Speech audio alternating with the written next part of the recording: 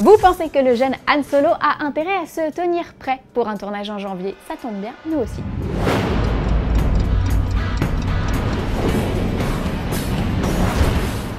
Allez, on commence avec une petite équation. James Cameron plus Robert Rodriguez égale Alita Battle Angel. Ce film, c'est certain, vous allez en entendre parler au cours des mois qui viennent. On est donc obligé de vous en toucher un mot. Je vous répète le titre, Alita Battle Angel. Comme on vous le disait en intro, ce Alita Battle Angel est produit par James Cameron qui porte ce projet depuis 2003. Mais entre Avatar et des documentaires sous-marins, il n'a jamais trouvé le temps de le mener à bien et a donc refilé le bébé à Robert Rodriguez.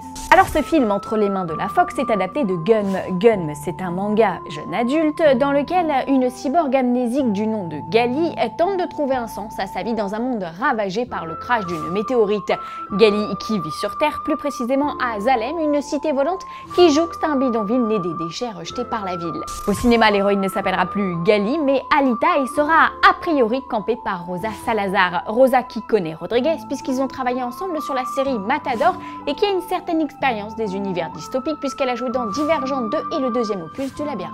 Sur le papier, ce Alita Battle Angel a de sérieux atouts. Robert Rodriguez, qui n'avait pas tourné pour le cinéma depuis Sin City 2 en 2014, le tout chapeauté par James Cameron qui, entre deux avatars, gardera un œil sur cette battle. D'ailleurs, la Fox compte bien sortir le film le plus rapidement possible, le 20 juillet 2018 pour être tout à fait précis. Alors oui, c'est dans 2 ans, mais il semblerait qu'Alita soit plus forte que Pandora, sans cesse repoussée.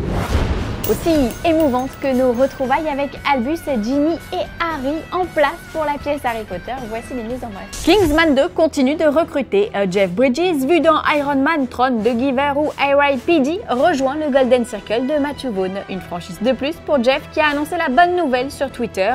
Dans cette suite, Eggsy et Merlin rencontrent leurs homologues américains et affrontent une méchante dans son repère appelé Poppyland. Bridges retrouvera donc Julianne Moore qu'il avait côtoyé dans Le 7e Fils.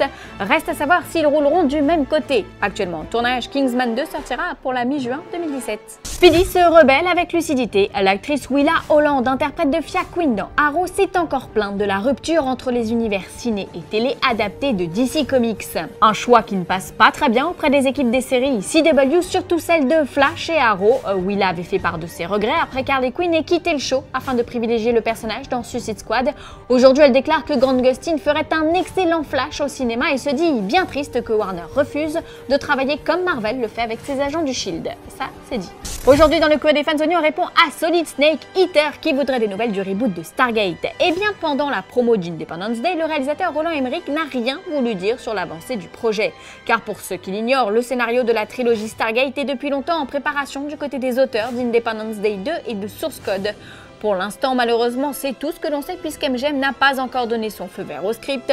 En résumé, on attend des nouvelles du studio pour savoir si le film verra bien le jour.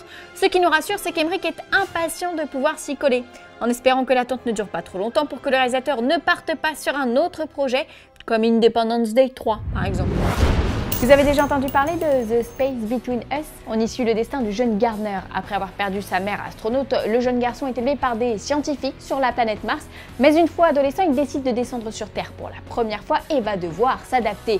Alors oui, c'est par le réalisateur d'Anna Montana, mais sur le papier, ça s'annonce plutôt sympa. Ça sort en septembre prochain. D'ici là, place aux images. Quant à moi, je vous dis à demain.